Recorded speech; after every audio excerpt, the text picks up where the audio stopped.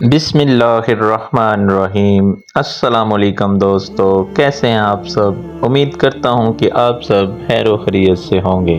دوستو، آج آپ کے سامنے میں ایک حضرت مولا علی اور حضرت عمر پاک کا ایک واقعہ بیان کرنے لگا ہوں۔ دوستو، واقعہ کچھ یوں ہے کہ حضرت عمر کا دور تھا۔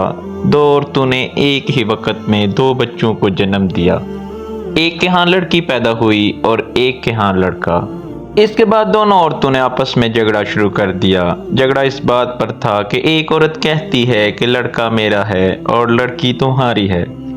دوسری کہتی تھی نہیں، لڑکا میرا ہے اور لڑکی تمہاری ہے۔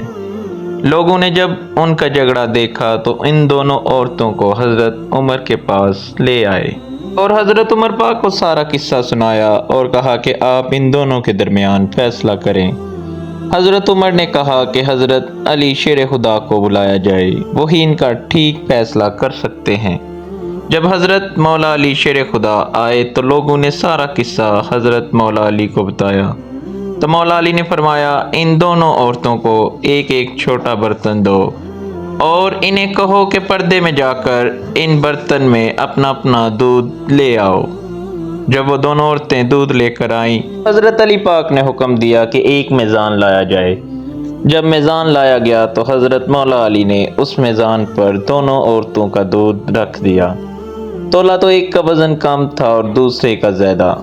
حضرت مولا علی نے فرمایا کہ جس دودھ کا وزن زیادہ ہے اس کا لڑکا ہے اور جس کا وزن کم ہے اس کی لڑکی ہے۔ یہ دیکھ کر لوگوں نے کہا، یا علی، آپ نے یہ فیصلہ کہاں سے اور کیسے کیا ہے؟ مولا علی نے فرمایا، قرآن سے۔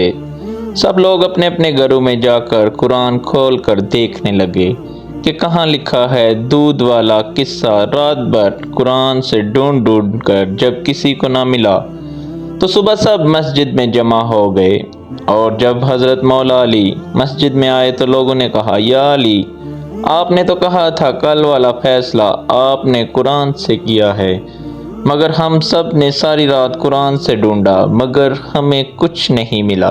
تو حضرت مولا علی فرمانے لگے، کیا تم لوگوں نے قرآن کی وہ آیت نہیں پڑھی کہ مردوں کا عورتوں سے 2 گنا حصہ زیادہ ہے؟ تو سب نے کہا کہ ہم نے یہ پڑھا ہے۔